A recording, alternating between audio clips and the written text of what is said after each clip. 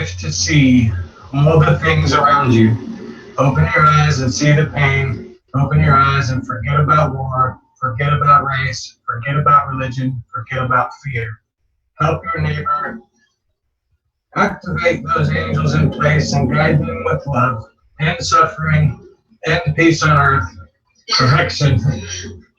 We will have peace on earth. My word is my will is my word. I write this with the full intent of my heart and soul. In my name, it is so, Michael, with the Infinity Project. I wish upon a star tonight because, just like everybody else around here, we're tired of the crap that's going on in our world. And I work in energy, making devices for for energy devices for your home, for your car, health devices. Those are the things that I work on. Okay?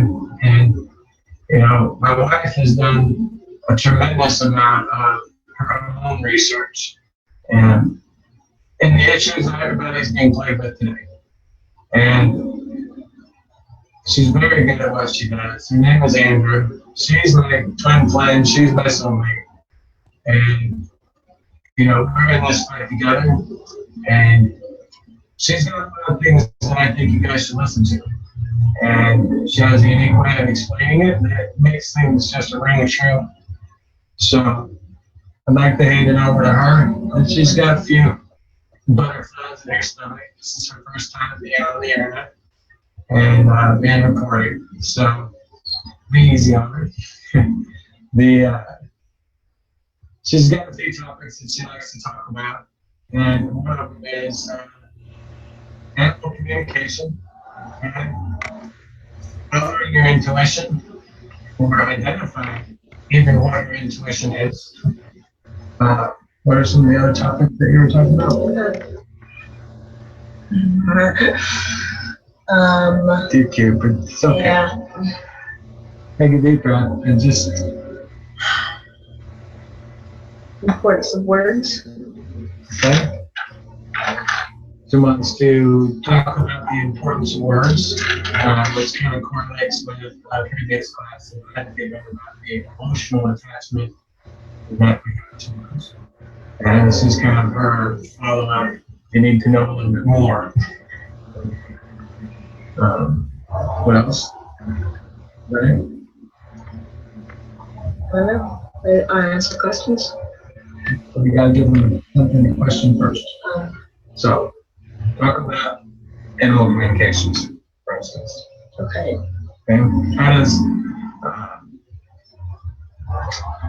How do you identify, for instance, when your dog is, happy or upset or mad at you or talking to you?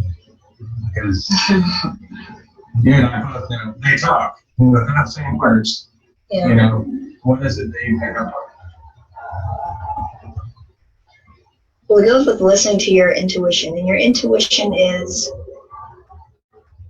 that voice inside of your head that's so quick that it feels like maybe some other voice, and it goes to the very heart of you, and it in a way is your heart talking, I would say.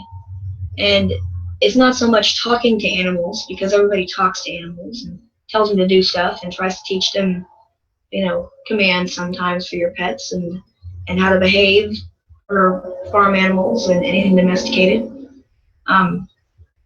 or kept by humans, has to be trained in some fashion of how to interact with us. How's the morning, guys? Can you hear us okay? We know we got some background noise here. Just let us know if you can't hear us, okay? Go ahead. But I think this has been intuitive for me all of my life, talking to animals, and it's not so much, like I said, talking, it's more the listening to animals and listening for that voice and trusting that voice isn't made up. You think it's made up, but how quick are you making up a voice? And isn't it more logical to think that information is coming from where you direct your attention to, that you're picking it up somehow instead of inventing it Because if I asked you to tell me a story about a horse and give that horse a character, you would stumble right now and go, okay, maybe he's feisty, or maybe he's, but if you're sitting there talking to an animal and you ask them a question, can you do that for me? And you can get a feeling, and you get a general, when you watch them for a while, you can watch their ear movements and their body postures and the way they interact with other horses and how they look at you when you're talking to them, and you get a feeling. And that feeling is more than what you think is imagination, because it's your plasma field interacting because you're paying attention, and your intent is you're wondering, what is this animal thinking? And that listening to that voice inside, that feeling, is something that maybe people don't think about when they're interacting with their animals, that they can't be thinking that, or that can't really be what their attitude is. You can't say for sure because the animal can't talk, but they are talking, but it's a different kind of communication. And to discount it is to discount yourself and believe in yourself.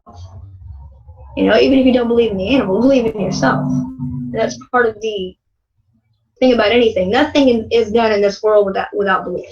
If you don't believe you can do it, you won't be able to do it because you won't try. And belief is like a really deep thing that goes into everything, and that ties into listening to your intuition and animal communication. Everything that I've read several books that have just recently come out in the past year or two about animal communication and energy healing and becoming a medical intuitive. All these things have to do with listening to your intuition. A lot of psychology has to do with that too. For good doctors. But trusting your intuition is something that a lot of people have a lot of trouble with, because you only start listening to your intuition when you go into meditation. And when you go into meditation, you've got to listen to yourself, talk to yourself long enough for you to run out of problems to talk to yourself about, long enough for you to have to go through all those things. It's okay. You have to see us smaller animals. They like our animals.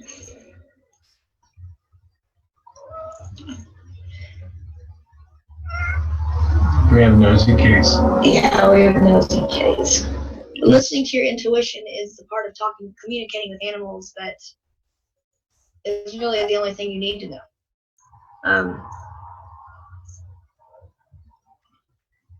Keep talking.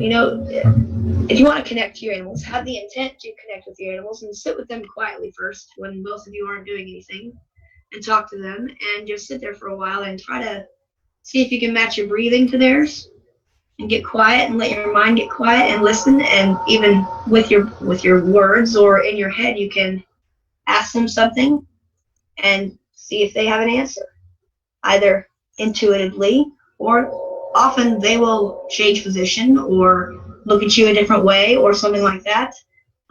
It's uncanny and happens way too often to be coincidence or chance around here anyway. So I encourage people to try to talk to them, try to listen to them, because they have a lot to say in those quiet moments when you're listening. This person, I cannot pronounce your name, and I apologize, says, what about the animals that are wild? Usually it's getting close enough and still enough, and animals in the wild usually have a need to not be seen by humans, because humans are dangerous, and that we've been dangerous for several generations for them to teach their young this. So it's hard to get in a space with wild animals. If you've been feeding them outside, you can acclimate to them, or if you come across one, it's either you match eyes and both know each other is there, or you're sitting very still and you can reach out with your intuition.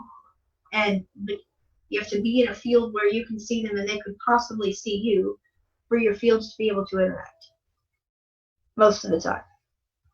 But you can get a general sense for wild animals, and if you watch them, and it's quite fun to watch them, to observe them, you can tell that they have intercommunication and to each other communication that's going on that has nothing to do with sounds, and quite a few sounds too usually, but there's something going on there that's more beyond what we know. So we just have to learn to listen to how they're already communicating with each other. If you see dogs play, any animals play together, you can tell that there's something going on there more than just the actions. They're not little, robots to play a program. There's something going on there, some sort of communication.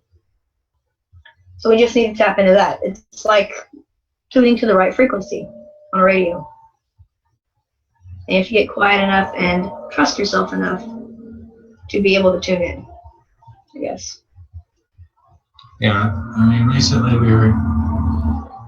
we've got a tree right outside of our window here. Every day we've got about 8 or 9 squirrels that like to play around and chase each other and eat the food that we put out there as an offering instead of eating our plants. It's like 8 feet from the window. You They're all over the thing. I mean, they see us, so we can see them. They're always climbing there.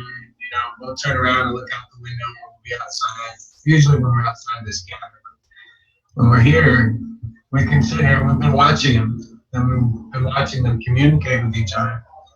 And, these particular squirrels will hug the tree and they'll take their tail and they'll like shake it like a rattle. And sometimes it'll be a little wavy and sometimes it's straight and stiff, things like that. You start noticing those kinds of body reactions. The body language that comes from the animals. And we've been sitting in here for the last few days talking to our squirrels, just kind of letting them know, hey, we're here, and they'll respond back and we'll do it again. And, the thought that is projected in our minds, okay, and our intent, of hi, how are you, is being transmitted through your hand, okay, and through your plasmatic field, okay, the same way it's being done with this tail. So you're communicating with it, you're just not hearing any words, okay? There's a mutual understanding there.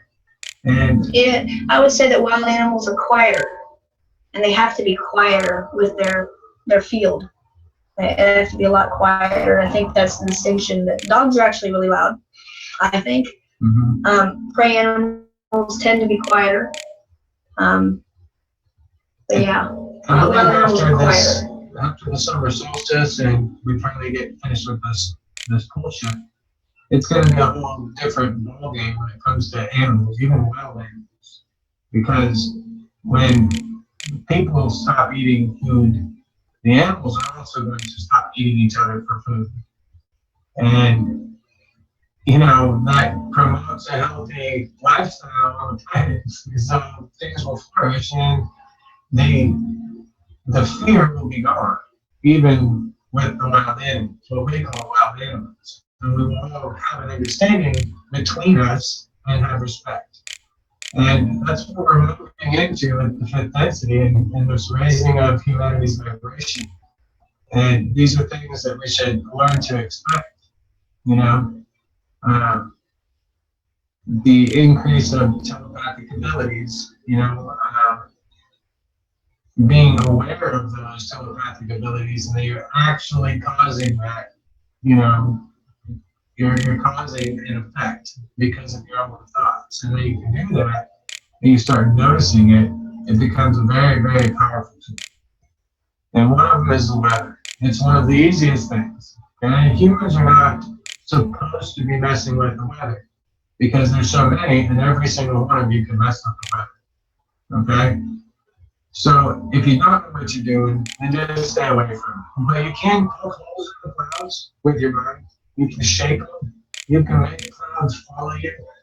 Okay? When you're traveling down the road, you can do all of these things with your mind. Okay? And don't let anybody doubt your imagination, because it's your imagination that's going to change the world. It's your creativity.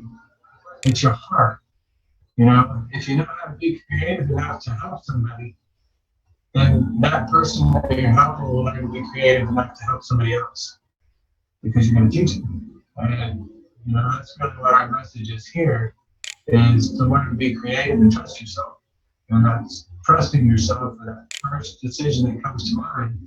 That's your intuition. Whether it's a voice or an image or a feeling, an emotion, a physical feeling, like I'm getting a pain in my shoulder, those are all signs. And thank you.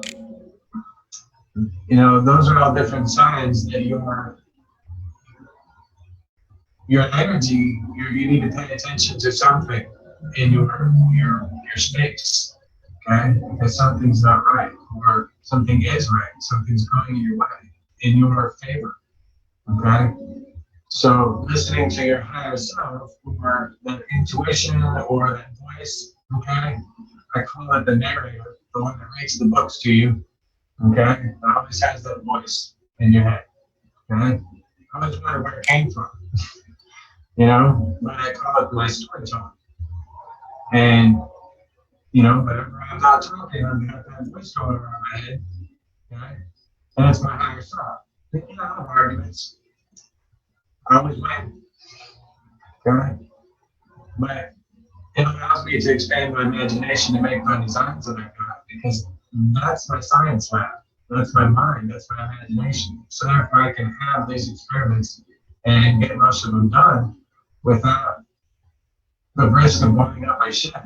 Or, you know, so far I haven't even come close to anything like that. So, you know, I trust myself.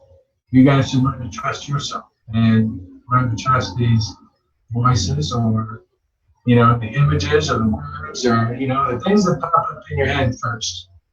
You know, everybody does it. Give your animal a voice, you know. Try to, what is it called, ad libbing, okay? Ad lib? Ad libbing, Oh, sure. okay? For Try fun. ad libbing with your pet, okay? Whenever you know that they're throwing a temper tantrum, okay?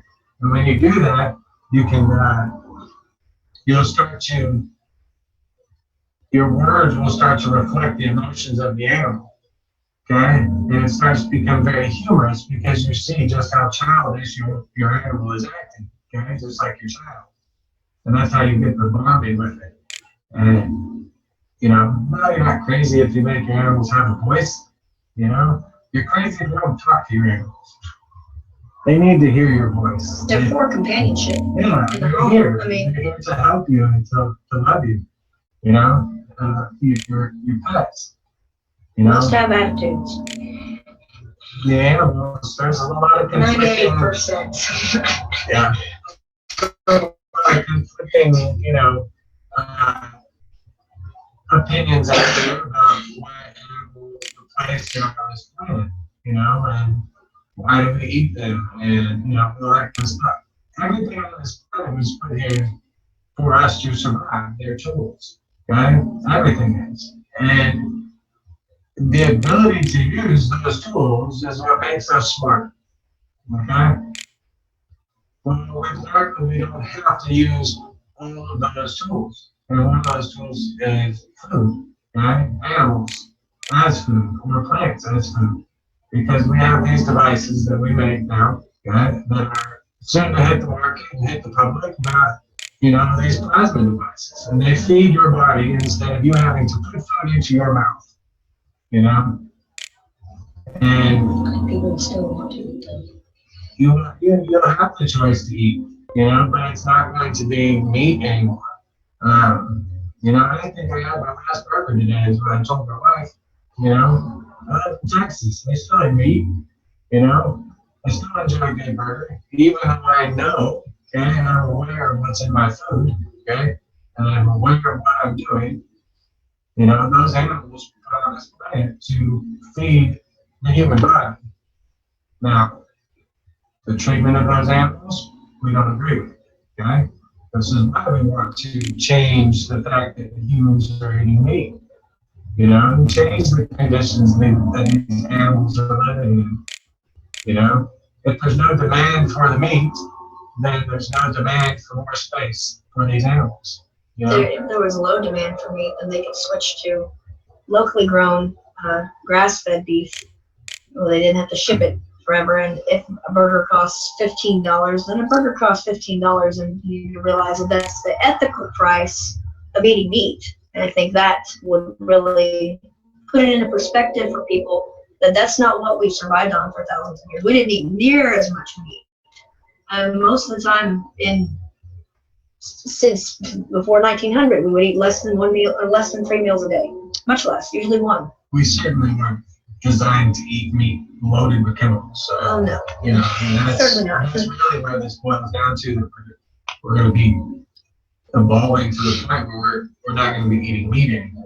You know, but I think that begins tomorrow. You know, where humanity, you know, or at least the ones that were in the third wave of ascension, will no longer be able to accept meat into their body. Maybe not even any food. They might activate, you know, your light bodies, and therefore you'll stop eating, and your head's gonna glow, and you're gonna stick out like a candle, you know, and people are going to flock to you, okay? And we're just kind of putting this information out there so that you know what's coming and you know what to expect. And you've already got all the answer, guys. You've already got all inside here. They'll come. You don't have to panic. You know, we're just trying to figure out different ways that we can help people to see how easy it is to live. You know, how simple it is. But we don't have to be afraid that we're going to have our electricity cut off, because you can take 25 feet of copper wire and put some drain cleaner on it and produce energy out of thin air. And you don't need that power company. And these devices, they'll heal your bodies, bring them back, into balance. You're not going to be sick anymore. Okay, you're not going to need a doctor. Okay? And you can plug this very device into your vehicle, and you'll no longer need to produce fuel, because it'll make hydrogen for you, and it will burn the hydrogen before it burns the gas. Well, now you don't need oil anymore. Sounds like we solved a lot of these major problems on our planet. It sounds like Nikola Tesla solved them in the 1922. Nikola Tesla did solve it, and it was surprised. It's been hidden. Tesla rules. Tesla rules, Tesla rules, you know, some other one. And, you know, the technology's here, guys. It's here. It's not, you know, you have to wait for it. You know, it's not that it'll be in a target near you. No, it's here. All you got to do is go make it, you know, and it's your genie in a bottle. It's your, you know, make a wish, whatever that you want to call it, it's yours. And we really need you to see the truth. It's here. You don't have to wait for this election. You don't need a president. You don't need another master. You don't need, you know, more crooked politicians telling you what the hell to do. You can be your own boss, okay? And you can decide what you want to do with your life. And that's the beauty of this. You know, if you don't follow the ancient cycles of time, we're moving into the golden age. And you're about to have the time of your life. Okay? It's going to be the best time of your life. And all of the preceding lives before that. You know, there's a lot of beautiful things that are going to happen in a very short amount of time. And you're going to need some answers. We're here to help you with what we understand. And, you know, try to help you find the answers. If we don't, what else you got? I'm good. Taking care of those animals. I'm good. Are there any questions for you guys out there? YouTube land, the news? How about here in Zoom?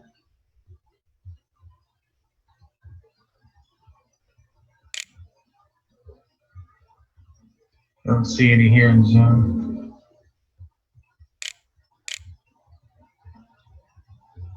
All right, nerds. We're going to go ahead and stop the recording, even on that. We are finished for the evening.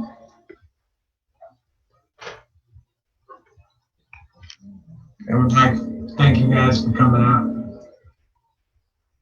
Doesn't have to be a lot of people. We just needed to get it recorded, because there's going to be a lot of people here. My son decides he's going to come out after I'm done recording, so we're great. Everybody green shirt. So I will be online again tomorrow evening. I believe it's 5 o'clock. Yes, tomorrow at 5 o'clock Central Standard Time. For the Infinity Solutions, I think we're gonna have some new members joining the group. Hardcore plasma techs, as we call them, the goddesses of games. They're gonna be out tomorrow, and we're gonna set up this organization so that it can best serve humanity as much as possible. So, all right, guys. Everybody, we'll talk to you guys later.